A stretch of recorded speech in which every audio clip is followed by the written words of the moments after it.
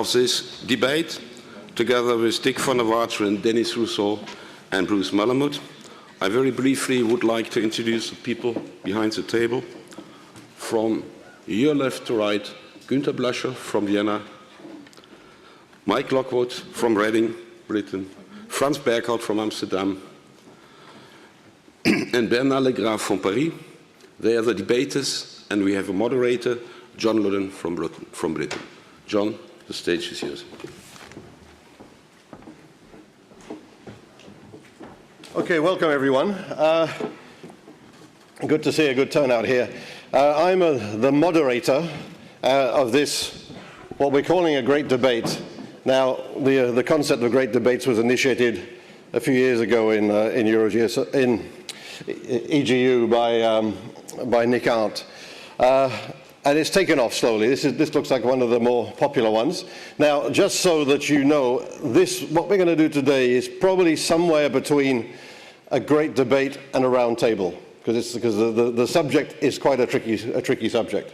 So we have 4 speakers, each of whom will get, on their initial round, 5 minutes.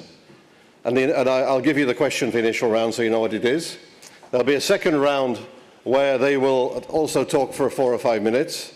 After the second round, I will open the session to the floor, and I will take 4 questions only of 1 minute each, if you want to. So I'm going to have to choose who those 4 questions are. I'm afraid, and some people who may want to say something may not be too happy, but that's life. And then then the 4 speakers will make a concluding remark, and it will be closed. Okay? So let's start. The question is, in round 1, is to what extent do humans impact the Earth's climate, comma, the scientific perspective. So it's the scientific perspective of how humans impact the Earth's climate. The first speaker on this is Bernard Legrave. Thanks. I would like to recall a few basic physics facts about climate and about climate change. I will do it without slides because we have no time in 5 minutes to show slides. So the basic fact is that CO2 is increasing, and this increase is undisputedly due to the human action. CO2 and other greenhouse gases are increasing, and it's mainly the increase of CO2 is mainly due to the combustion of fossil fuel. There are many proofs of this, including isotopic ratios. So this is something which I think is quite clear and quite easily measured. Now comes the effect of CO2. The CO2 effect is CO2 is a greenhouse gas, and this is not just a relation between temperature and CO2 due to data, to correlation, to experiment. It's a physics fact. It's something which comes from the molecular spectroscopy, which is a fairly old and respectable part of physics that is now well mastered and understood. And we can do calculation of this. There are no problems to check this calculation with measurements from the atmosphere or in the lab. These calculations show that if we double the CO2, which is a perspective we will have within, say, 20, 30 years, if we double the CO2 with respect to what it was in the pre-industrial age, the temperature on the average at the surface should rise by about 1.1, 1.2 degrees. Then came other effects. The most important feedback comes from water vapor.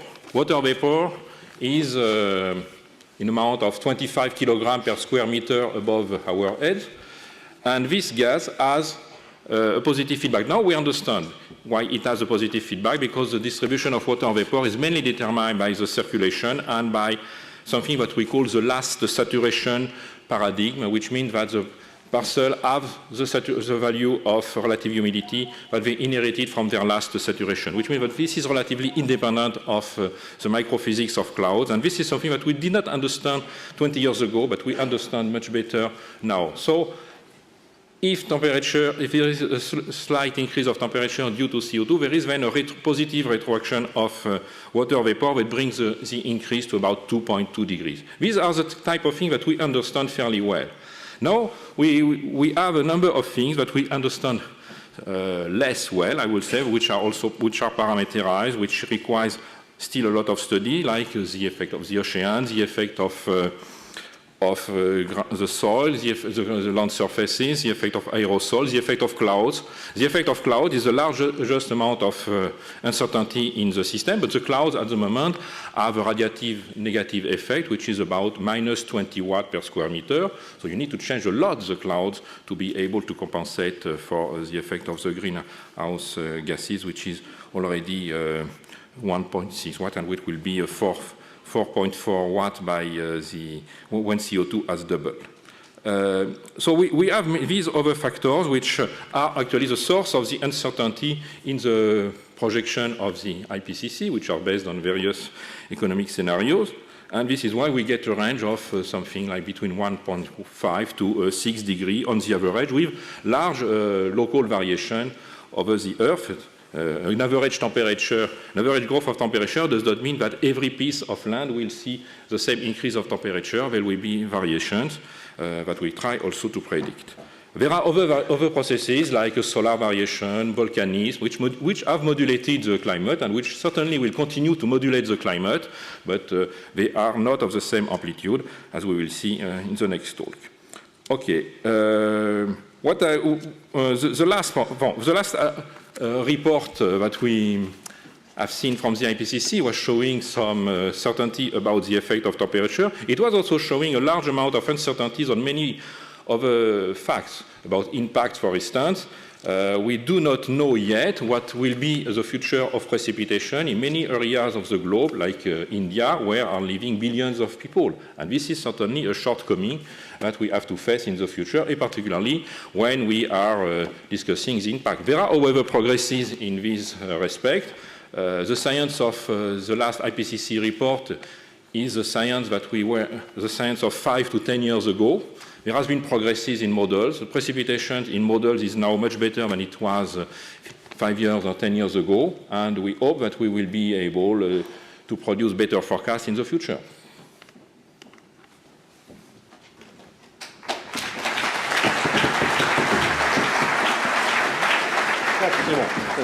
Thanks very much. The next person on the podium here is Mike Lockwood.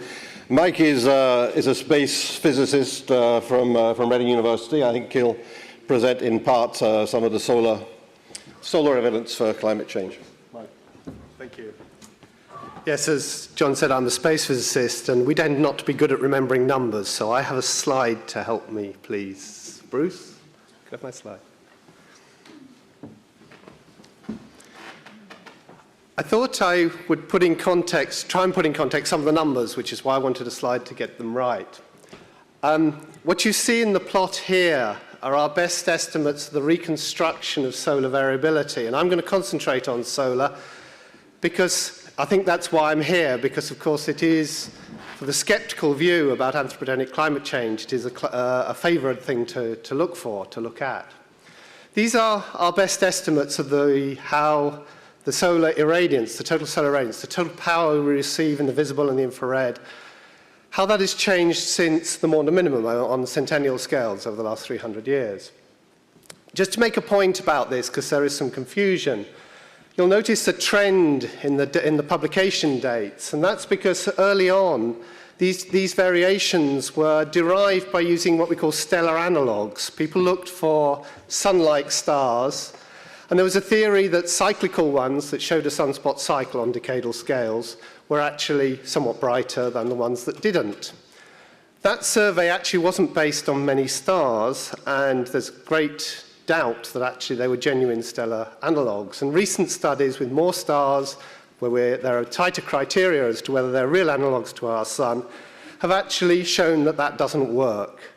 And that's why there's been a big trend in decreasing the amount of solar irradiance change that we think has happened. And in fact, the most recent variations are not done that way. They're done by looking at sunspots that we have good records for, and they tell us about the darkening of the sun, and by looking at the total amount of flux that comes out into the heliosphere, constraining it with that, and that tells us about the small flux tubes, the faculae, that brighten the sun. Now, the change in irradiance is, we think, about 1.3 over the last watts per square meter over the last 300 years. Now, in terms of radiative forcing, you have to divide that by 4, because that's the ratio of the surface area of a sphere to that presented to the sun. And you also have to multiply by 1 minus A, where A is the albedo, which is the fraction we reflect back into space. So if you do that, you actually get about 0.23 of a watt per square meter radiative forcing. And it's important to put that into context. I've got the basic equation there. The power in is the power out, plus a little bit which goes to warming up, particularly the oceans. And estimates agree that that's something less than about a watt per square meter. So actually, to achieve the temperature rise we've seen, you need about 5 watts per square meter from that equation, putting in the best values we have. Now, we can look at the various greenhouse gases and their known changes in concentrations. As Bernard mentioned, we know that a lot of those changes are anthropogenic. For example, isotopic ratios and things like that tell us, the Seuss effects tell us about, for example, the carbon dioxide. And if we add those together, we get about 2.45 watts per square meter. So we get about half of what we need to explain the temperature rise. Much, much larger by an order of magnitude than the solar contribution.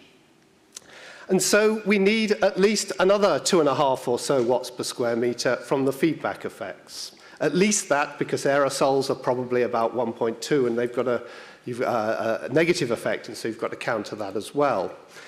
Now, notice until I talked about the feedback effects, I was not referring to models at all. And it's the climate models only come in when we talk about the feedback effects. But we're talking about the need to multiply the known forcing by about 100%, to double it up to the sort of forcing we've got. Typically speaking, for the solar contribution, we're talking about a factor of 20. So it is very much smaller. And that's everything I've been saying is in line with the IPCC. The one other factor that I should say is the one thing I think we know not enough about is the albedo. We do have some measurements of it. They're not showing particularly any consistent change, and the measurements are not consistent. But there is one great area of uncertainty in what I'm saying. Okay, and with that, and with those numbers in your mind, I shall pass over.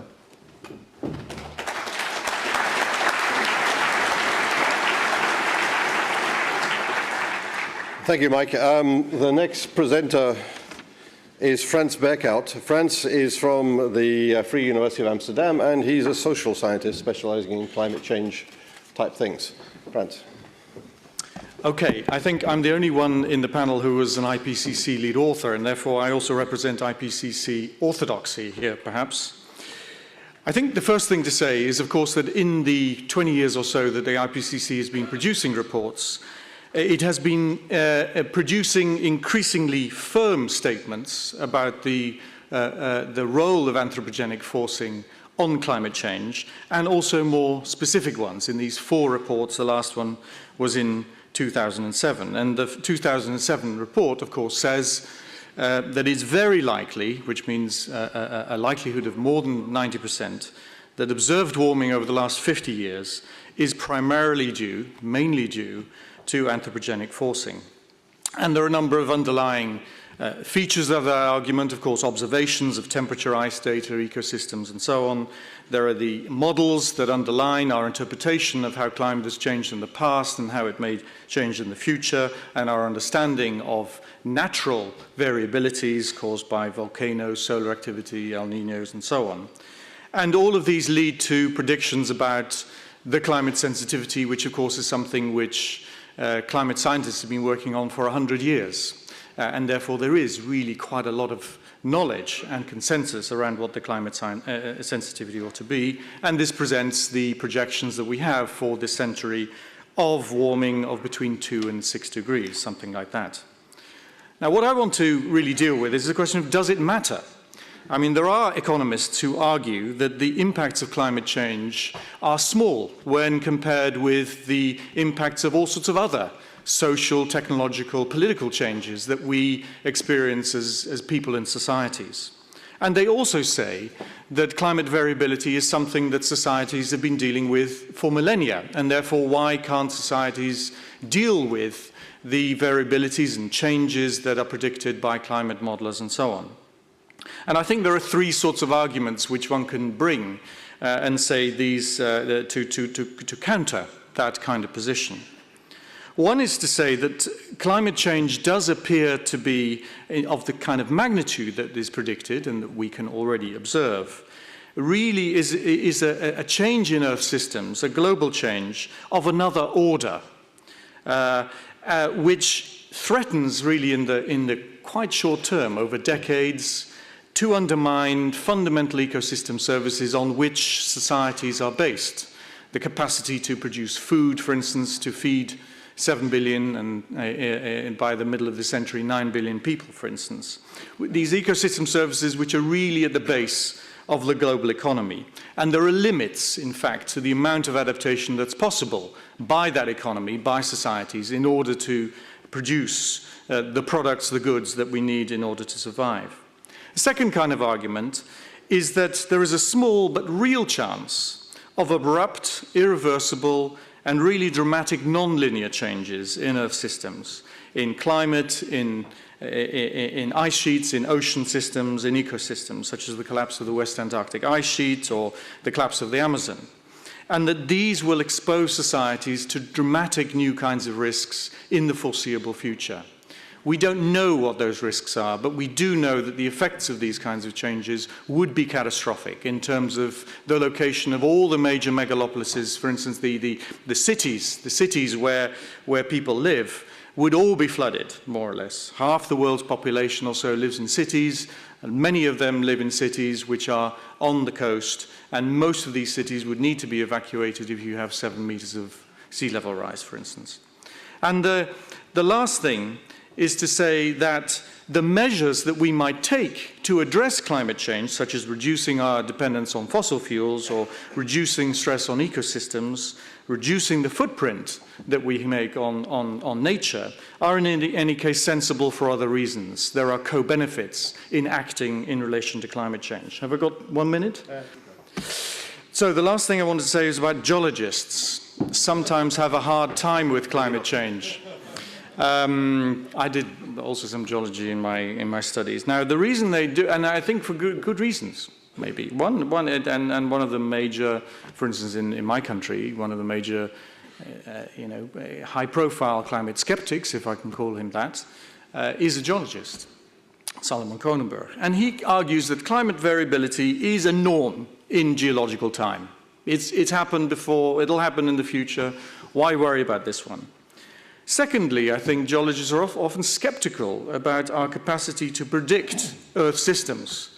Earth systems are inherently unpredictable, non-linear, variable, and it's a fiction that through models we can really make viable, reliable projections. And thirdly, there's a general sort of sense that in any case the forces of nature are always going to be far greater than the role of people. We're only here for a short time and the Earth will carry on in its merry way. I have sympathy for all these arguments, but the problem with them, of course, is that they don't deal with the fact that we have 7 billion people on Earth, and we have 9 billion people by the middle of the century, for whom we have to be sure that there's an ecosystem, agricultural systems, hydrological systems, places for them to live safely. And therefore, actually, we do have a responsibility for stewardship of the Earth, and that includes also trying in some way to reduce our impact on the climate. Thank you.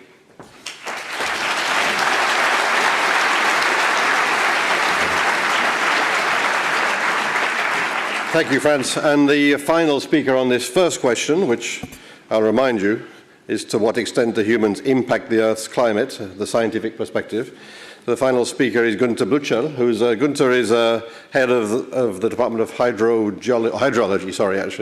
at the Vienna Technical University. Günther. Günther has the slide. Thank you, John. So I'm the head of hydrology and water resources management at the Vienna University of Technology. So I will mainly comment on the role of hydrology or hydrological processes in climate predictions and the implications of climate change on water resources management.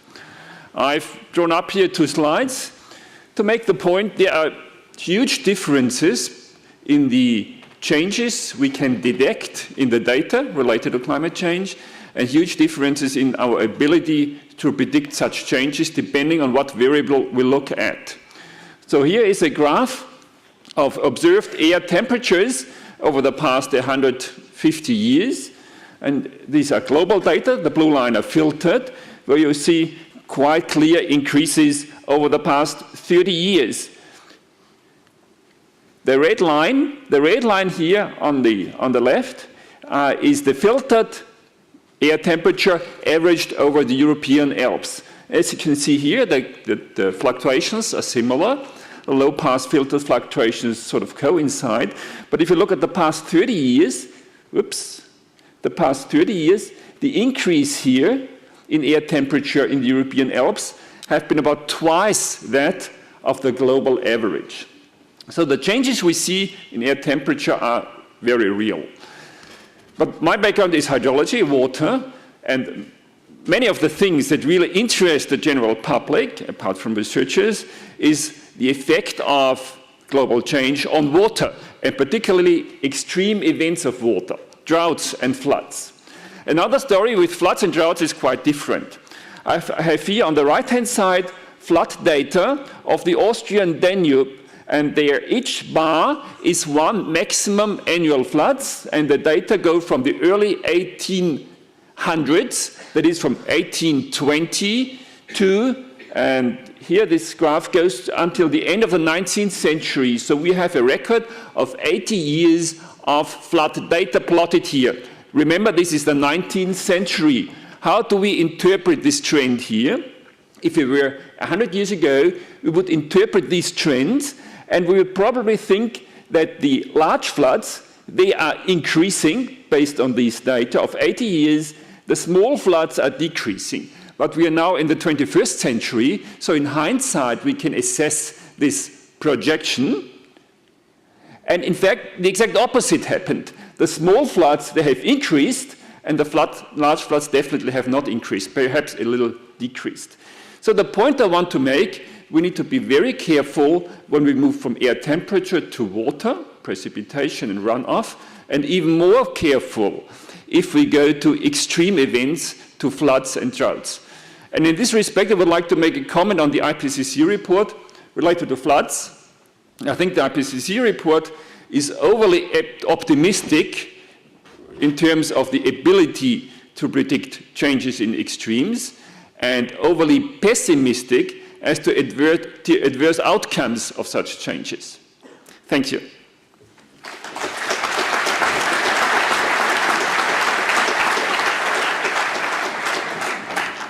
Thanks, Gunther, and thanks to all the speakers. You did get some different views around the table. I mean, I think no one disagrees with the question. We didn't expect that, but you did get some different views around the table. And as I said, I will open this to the audience after the next round for a limited time only. And so the next question, which they'll debate, is a little bit more generic, actually. It's how can scientists improve the quality and also the communication of their findings? So initially, the question was, how can we improve the communication in our findings? That's how can we actually make this understood by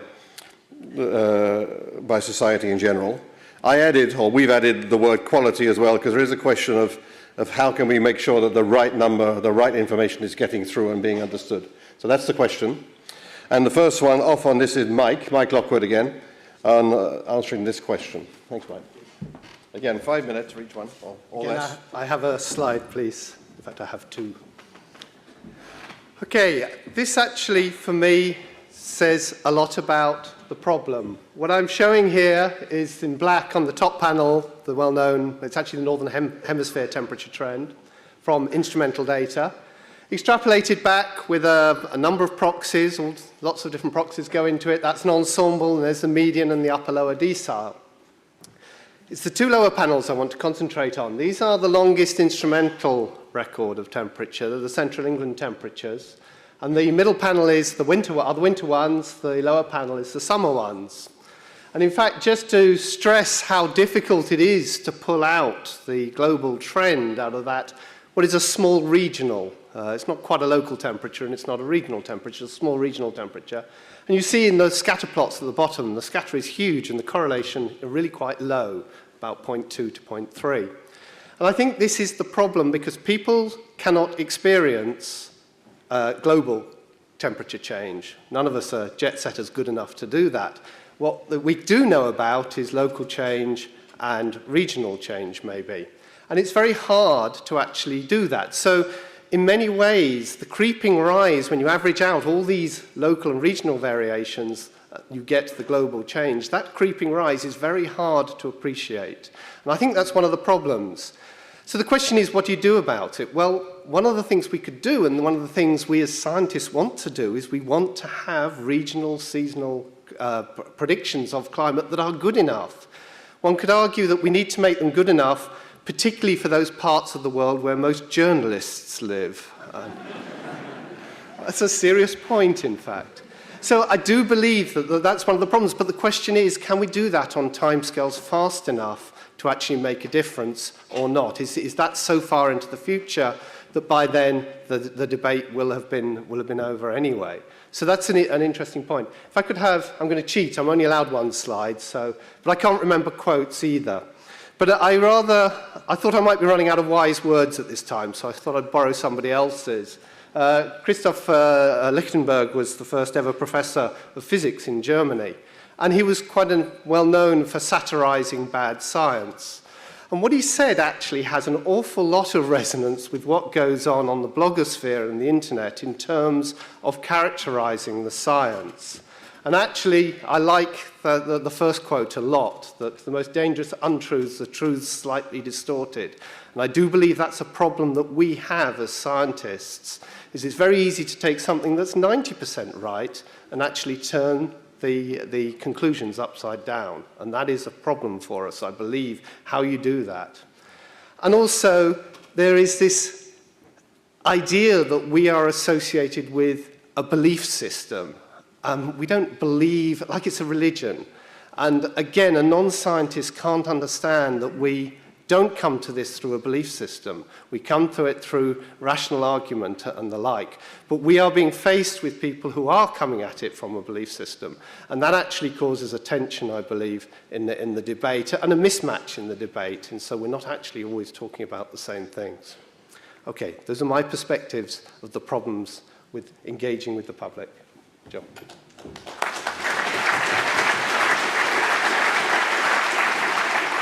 Thank you, Mike. And next up is Frans again.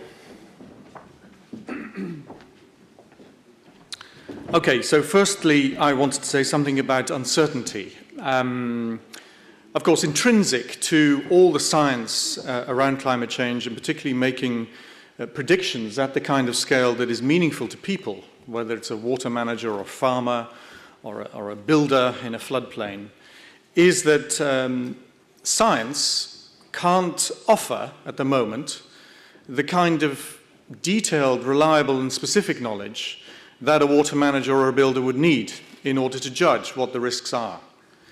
And the question, of course, for science is whether by doing more science, by having better models, by collecting better data and so on, we will, in the short term, ever be in a position to give these kinds of social actors the kind of information they really desperately want. And there is a position, and I think I have sympathy for it, which is to say that is a fiction. In fact, we will have to deal in all our scientific and also social responses to climate change with irreducible uncertainties. Some of those uncertainties are to do with the science, the quality of our models, the reliability, our understanding of this hugely complex Earth system. And part of the uncertainty is actually to do with socio-economic change that is inherently unpredictable as well. And if that's so, then rather than trying to say to people, look, we'll get better and better and better, and at some point we will be able to give you decadal predictions or very good projections of precipitation changes at a national scale, for instance. Instead of saying that, it may be better to say, look, we'll never be able to do that, or certainly not in the coming decades.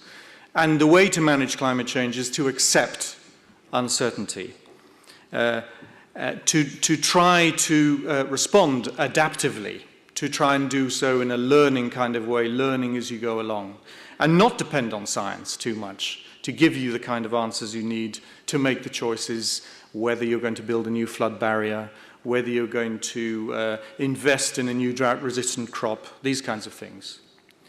So that was my first thing. The second thing on science and society and its relationship is that in a dialogue between science and society, you always need a speaker and a listener, of course. If you don't have an audience, if you don't have a listener, you can shout as much as you like, but no one's going to hear you anyway.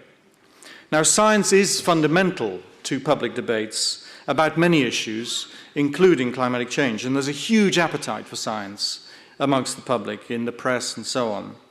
And there's a growing scientific literacy with higher levels of education and more access to science on the internet and in journals. People know a lot more and they have opinions. And there's a growing capacity to participate in public debates in science and perhaps also in science itself, on the internet, in the blogosphere and so on. There's a huge appetite for this. And this means that while science is fundamental to public debates, usually the scientist is not in the primary position to determine how those debates will go. Knowledge claims become resources in public contests between interested actors, whether they're NGOs or politicians or the private sector. So knowledge claims are fundamental to specific positions that these social actors have, whether they are politicians who are trying to create a sense of urgency around climate change, or energy managers who are arguing for an energy transition, or development specialists who are trying to argue that there needs to be a sharing of historical responsibilities for the inequities of economic development. All these people have positions and they use science claims to make those arguments in society. And as part of that process, scientists are often very poorly equipped to deal with that kind of public contest of ideas. And intermediaries like the press, also NGOs, and increasingly also the blogosphere, become really important in channeling scientific knowledge claims. The scientist has a role, but not a decisive one. What matters in the end is that the science is trustworthy, that you're believable when you stand in front of the television camera or the radio in what you say. And I think the recent debate about IPCC and peer review and so on has undermined somewhat, actually, the trustworthiness and authority of scientists in this area. And we desperately need to retrieve that. And I think, actually, one of the great things the EGU is doing, for instance, is by opening up peer review in some of its online journals. I think that's exactly the right way to go. Increasingly, society will want to see the peer review process because that's the way of building trust in the science that we're doing. So I think that's the way to go, but there's a long way ahead. Thank you.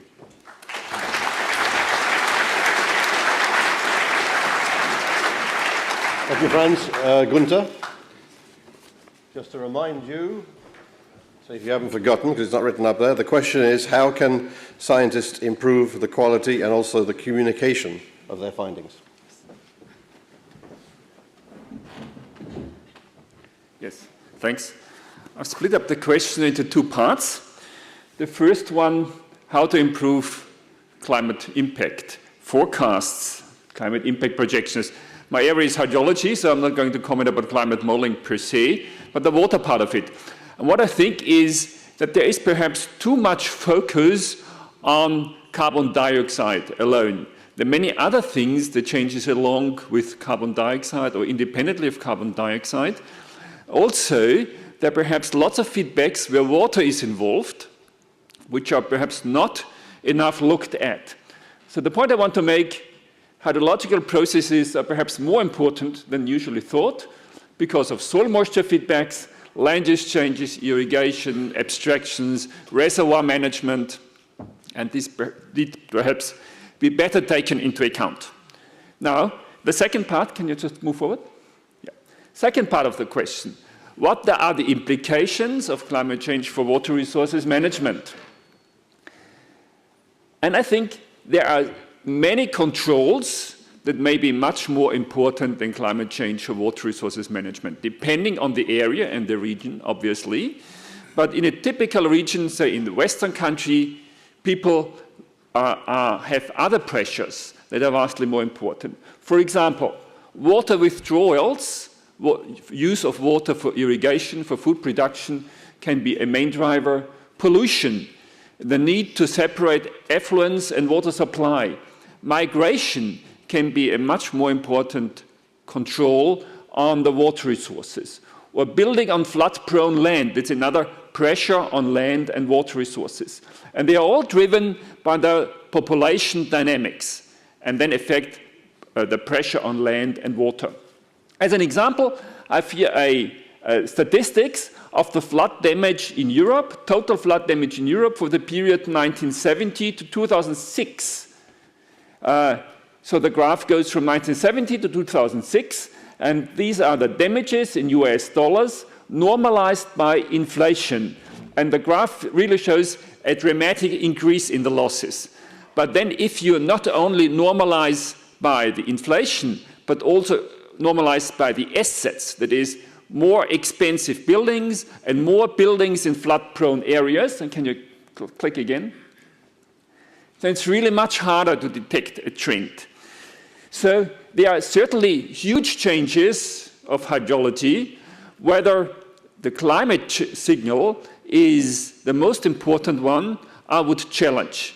Depending on the region, of course, the other pressures that will be much more important, irrigation, land use changes in tropical areas and associated erosion may be much more important.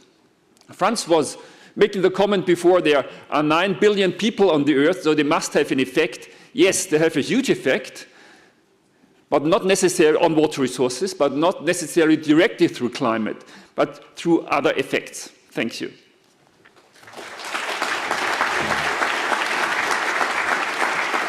Thank you, Gunther. And finally, in this particular question, Bernard. Okay. A lot of things have already been said. Would just like to add to the last talk that even if the pace of progress in science cannot be predicted, I think we are very seriously working into incorporating hydrology and many other factors into the climate change issue. And a lot of you in this room are devoting their activity to this field. So it's very difficult to say that within a short range we will be able to produce the forecast that will be needed to be able to assess the future floods in Europe or everywhere else. Well, there are other factors like tropical cyclones, which are not occurring in Europe, which are also making a lot of damages. And if you were plotting the same graph for the US, you will see the tropical cyclone as the main factor of losses rather than floods.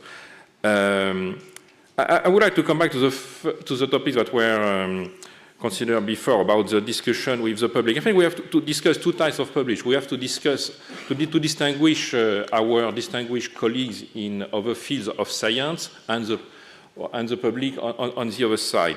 There is a state of confusion at the moment, and I think the worst error of the IPCC has been perhaps to write the 15 pages of the executive summary, which is about all what most people have read of the IPCC work. And if this is only read without without knowing that there is a large amount of work behind, there are actually 3,000 pages of report which are available behind this. There is also the technical summary, which brings much more information, which is about 50 pages. So these 15 pages may convey the idea that climate science is like the climate issue as decided by a sort of vote, and that there is no real science behind. And this is some impression that has been conveyed to other colleagues, for instance, in physics, mathematics, who usually look at our fields with a little bit of disdain as soft science, and they are often convinced that what we are doing is not real science. I think this kind of situation can improve a lot if we speak science to these people, and this is the type of thing we are trying to do. For instance, we try to have a discussion with other scientific societies in order to make to have some joint session in their meetings in order to explain our science and in order to answer the question they can legitimately answer. I mean, it's not that we do not want controversy, we do not want any kind of opposition. Actually, we like a controversy. I like a lot this. If this can bring me some new ideas and make progress in science, refutation of controversial issues is something which is always very interesting. So it's important to discuss with our colleagues. The other problem is the public, and in this way, I would be a bit less optimistic about the growth of literacy in science from what I read currently in the blogosphere. And sometimes feel that it's the growth of illiteracy in science that I observe. And I think here we are caught in a turmoil which is not about science. Science is used as a pretext for issues which are mostly ideological and political. And it's very easy to use climate science as a punching ball because it's a very complex problem where you can easily shade the confusion. And scientists are not so well equipped to answer to this attack. We are not used to do this, and we do it very badly, certainly. So we need also a lot of mediators to help us in this fact, which is not only about climate science. I think it's about just the perception of science in our modern society. There is a sort of huge role of science in the modern society, but there is also a tendency to reject this science as a source of problems, perhaps. And we need to have a lot of help. We can get help from colleagues from other scientific fields. They understand that the issue is not about only our field, but in science in general. And we need also to get help from a number of mediators, like a teacher, journalists. So we need to have special actions toward these people in order to explain better what we are doing, to explain better the way science is done, which is something which is not understood at all. And this is a lot of work.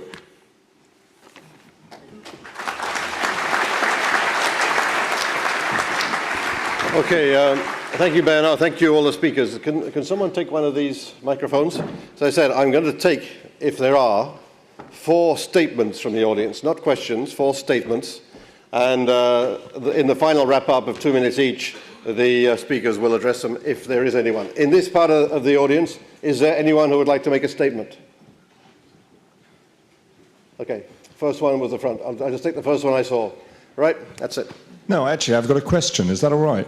But Well, it relates to reply. it. Well, I'd be really interested, as the panel wraps up, in with their views on this statement then, that the main problem, the reason we've had the massive decline in public confidence in climate science over the past year is because far too much was claimed of climate science in the run-up to Copenhagen.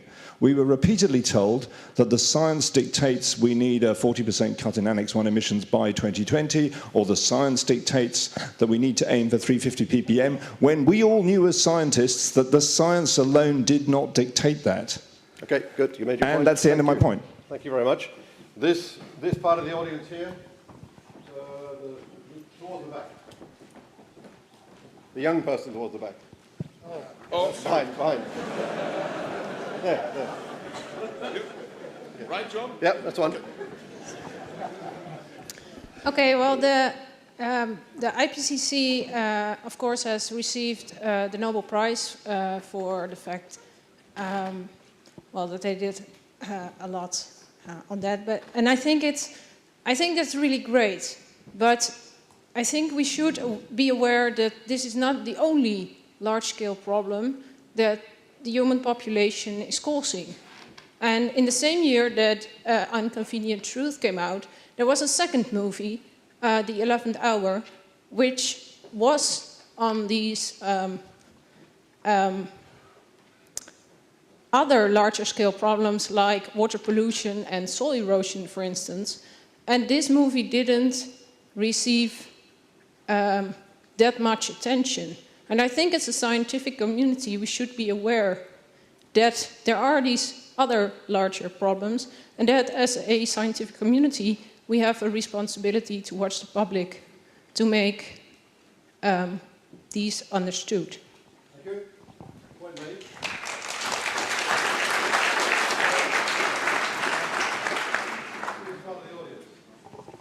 Right at the back, stand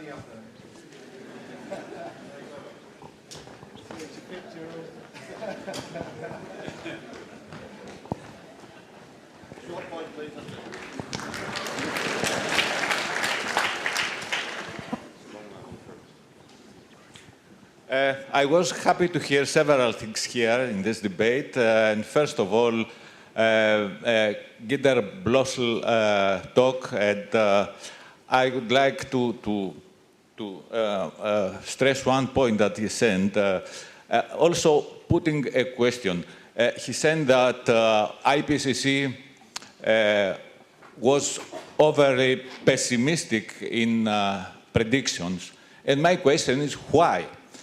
And perhaps the answer is that science was, during all these years, somewhat mixed with politics. And also, I wish to link it with, I don't know, another speaker said that IPCC's trustworthiness was undermined, which I agree very much. And I would like to say one thing, which I... okay.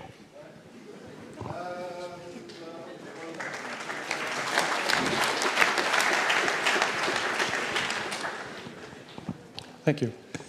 My major concern is addressing that co-benefit that Frans Berghout is raising. In the Netherlands, we have that this discussion that skeptics are worried that the grounds for doing other things like energy saving are being struck away if you are too confident in the fact that climate is going to change to a disaster. And they predict that if this change is not as strong as is anticipated, there is no ground anymore to do this energy saving stuff anymore. And I think that is really a worry.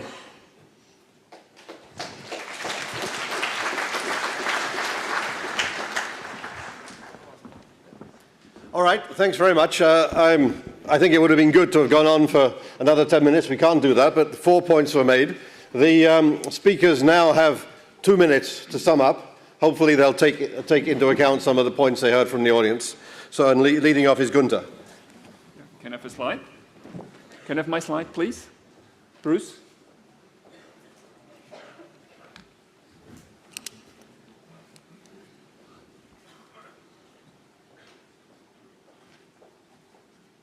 Okay, thanks.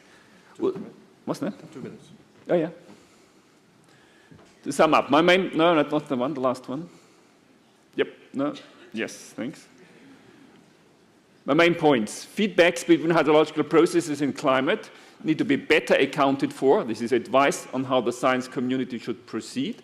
Even though people are working on it, I think there is plenty of room for improvement, and maybe societies like EGU can play a major role in here.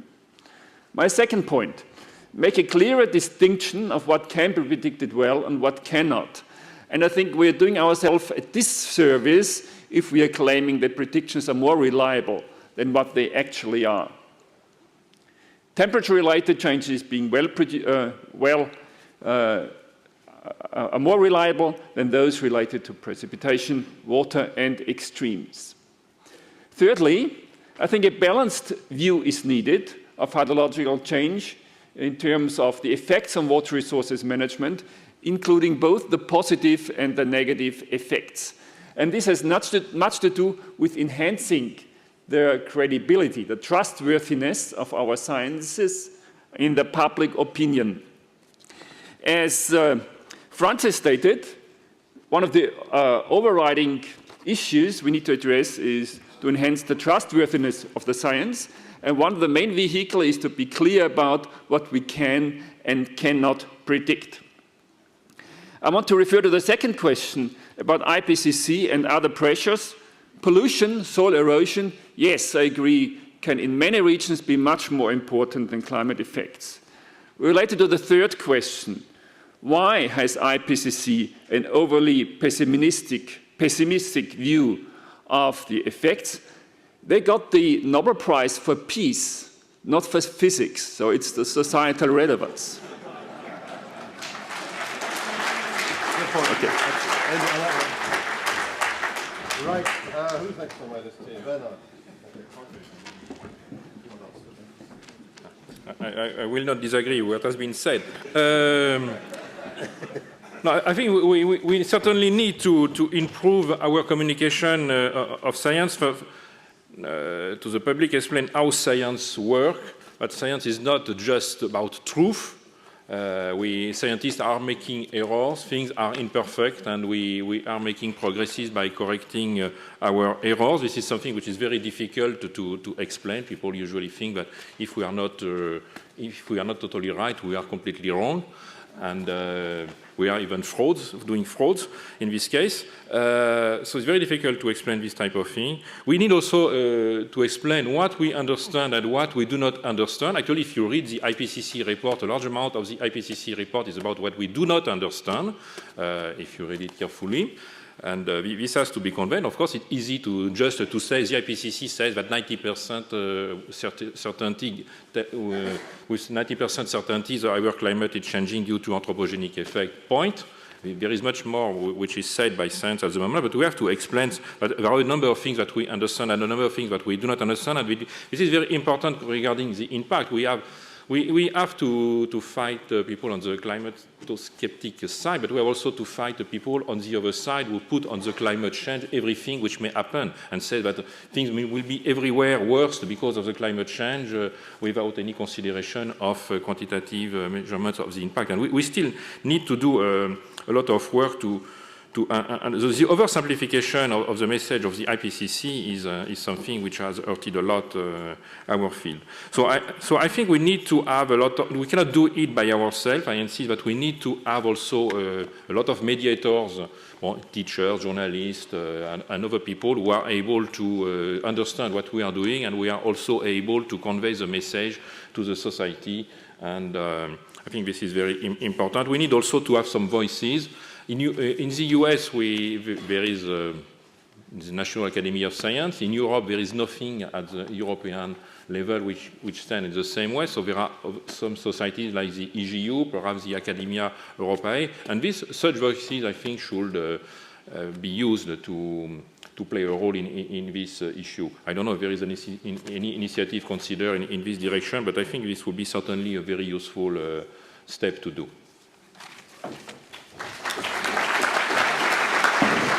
Thank you, Bernard. Mike?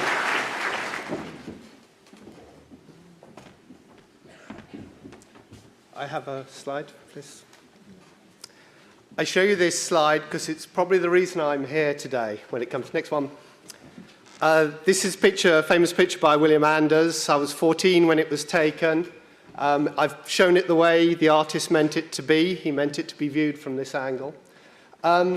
I remember my parents' absolute astonishment because here was this wonderful, beautiful, fragile thing that was the Earth, and they became good environmentalists overnight. We didn't have to make claims and complicated arguments. It spoke for itself as a picture. And actually, to answer Miles's point, I think it's absolutely right that we stop not only ourselves overclaiming the science, but other people doing it on our behalf. There's a tendency to keep quiet when that happens, and it's very dangerous. We mustn't allow, because the negative effects of anything that's wrong in what we say, as we found out, are very, very serious. I thought I would just finish by actually agreeing with the second question as well, in that climate change is really just one of a number of stresses on this planet's resources. And I find these facts quite amazing. While we've been talking here today, and incidentally, I've accredited the facts at the bottom in case they're wrong, I can pass the blame on to the other person, the person who gave me the numbers. But 6 billion kilowatts of primary energy have been used while we've been talking today. 2 million tons of carbon dioxide released into the atmosphere. I'm not sure these were pre-recession, pre-credit crunch numbers, but 3,500 trucks and cars produced. And most frightening of all, the population of the world has increased by 6,000 people. And really, we must see climate change as one of the stresses that all those things place on our resources, all our resources. Thank you.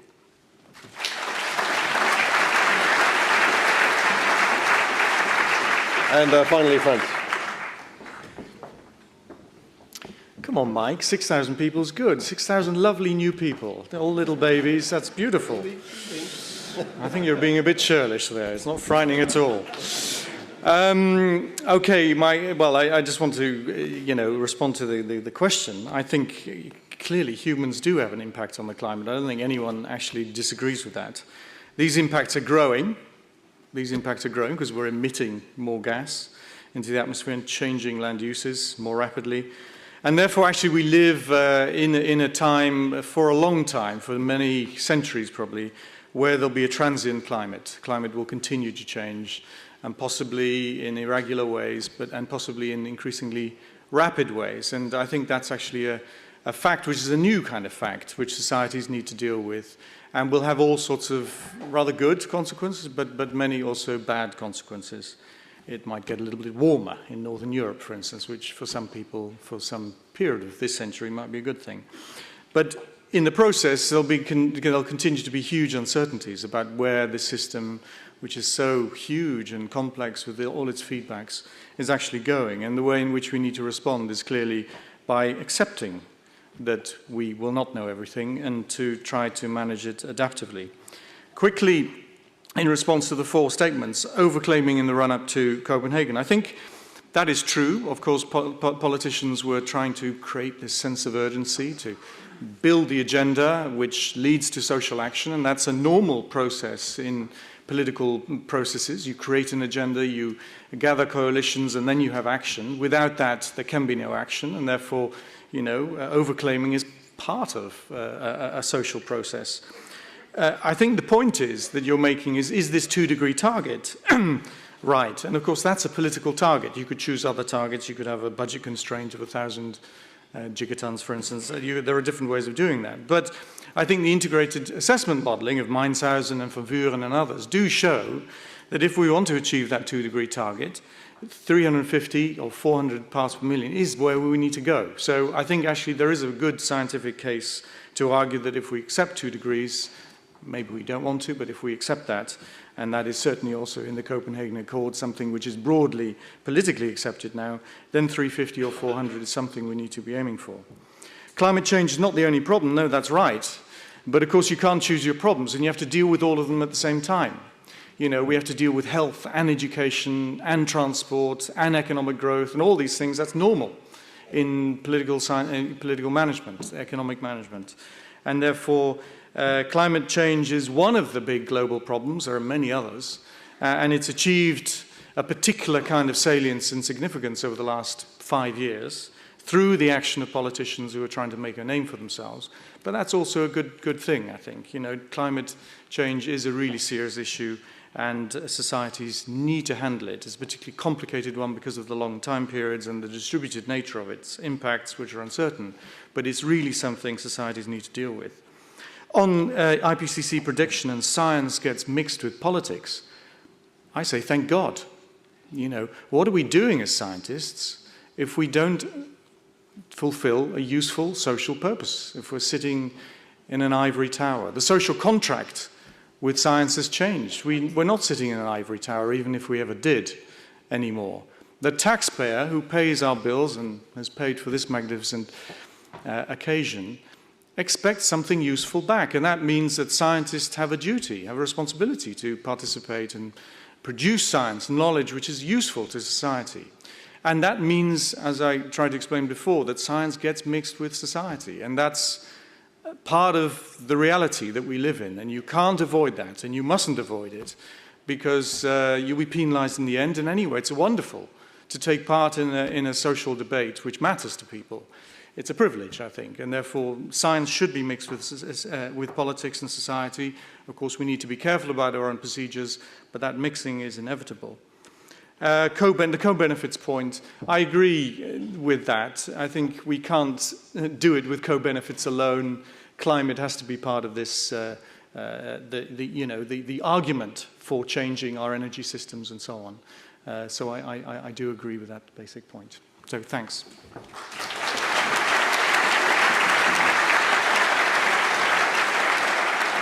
Thank you. Can you join me in thanking our panelists?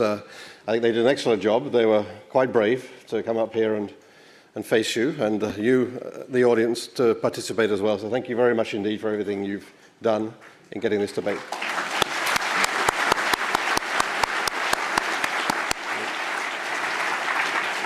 The President is going to take over and say something. Yeah.